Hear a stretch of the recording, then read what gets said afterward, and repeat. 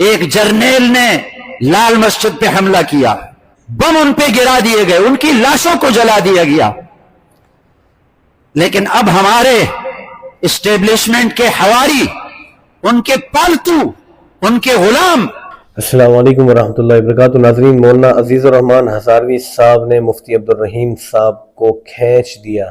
تم حکومتی ملا ہو، تم اسٹیبلشمنٹ کے پالتو ہو۔ ناظرین، آپ خود وہ ویڈیو سماعت کیجئے، اس کے بعد ہم بات کرتے ہیں۔ ناظرین، ویڈیو کے دوران میں نے آپ کو ڈسٹرب کیا، اس کے لیے میں معذرت چاہتا ہوں، لیکن ناظرین آپ کو بتانا چاہتا ہوں سردیاں آنے والی ہیں اور شہد اور دیسی گھی ہر بندہ چاہتا ہے کہ مجھے خالص ملے، تو ناظرین اس کے لیے ہم آپ کے لائے ہیں شہد کے 3 سیمپل، بہار کے موسم والا شہد، بیری کا شہد اور پھلائی والا شہد۔ ناظرین آپ یہ تینوں ٹیسٹر ہم سے منگوا سکتے ہیں صرف اور صرف 650 میں۔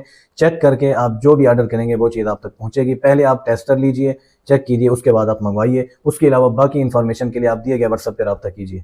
ایک جرنیل نے لال مسجد پہ حملہ کیا، بم ان پہ گرا دیے گئے، ان کی لاشوں کو جلا دیا گیا، لیکن اب ہمارے اسٹیبلشمنٹ کے حواری، ان کے پالتو، ان کے غلام، وہ کہہ رہے ہیں ایک اچھے حلیے لباس میں، وہ کہہ رہے ہیں کہ نہیں، لال مسجد میں کوئی ایک بچی بھی شہید نہیں ہوئی، کوئی ایک بچی بھی زخمی نہیں ہوئی۔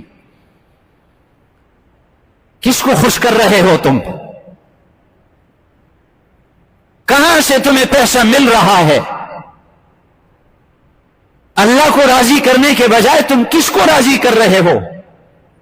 کل قیامت کے دن تم کیا جواب دو گے اللہ کے سامنے؟ وہ لال مسجد کی بچیوں اور بچوں کا خون تمہارے ذمے ہوگا، تمہارے سر پہ ہوگا، تم اس کا تحفظ کر رہے ہو۔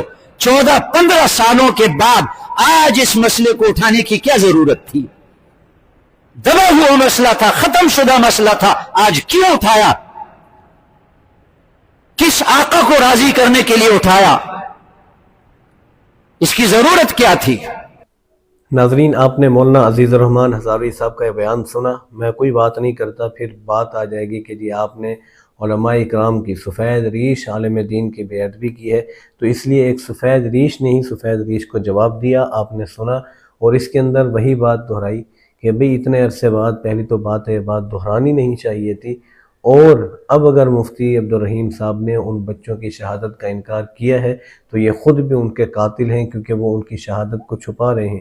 یہ مظلوموں کا ساتھ نہیں دے رہے بلکہ ظالم کا ساتھ دے رہے ہیں، اس لیے یہ بھی ظالم ہے، انہیں اس بات پر توبہ کرنی چاہیے۔ آپ نے ناظرین یہ ویڈیو سنی، آپ اس کے بارے میں کیا رائے رکھتے ہیں ضرور کمنٹ کے اندر بتائیے گا۔ ملتے ہیں اگلی ویڈیو میں، تب تک کے لیے مجھے دیجیے اجازت۔ السلام علیکم ورحمۃ اللہ وبرکاتہ۔